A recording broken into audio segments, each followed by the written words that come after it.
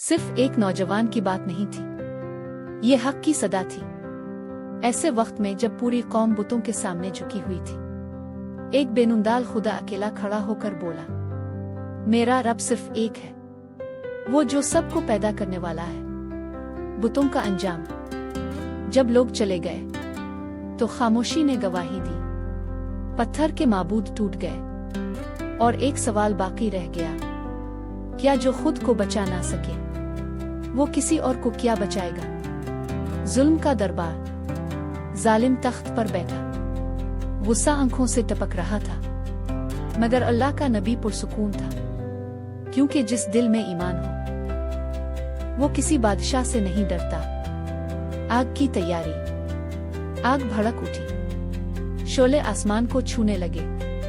लोग पीछे हिट गए, मगर ईमान आगे बढ़ रहा था। रस्सियों में बंधा जिस्म और दिल अल्लाह के सुपुर्द। आग में डालना।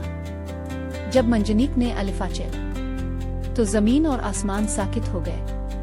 न कोई चीख, न कोई खौफ, बस रब पर कामिल भरोसा, अल्लाह का हुक्म। और फिर अल्लाह का हुक्म आया, ए आग ठंडी हो जा और सलामती बन जा। मौजिज़ा। वो आग जो सब कुछ जला देती थी, अल्लाह के हुक्म से बाग बन गई। और ईमान ने साबित कर दिया कि अल्लाह जिसे बचाना चाहे इसे कोई नुकसान नहीं पहुंचा सकता। इख्तितामी पैगाम। ये सिर्फ आग का मौजिज़ा नहीं था, ये ईमान की फतह थी।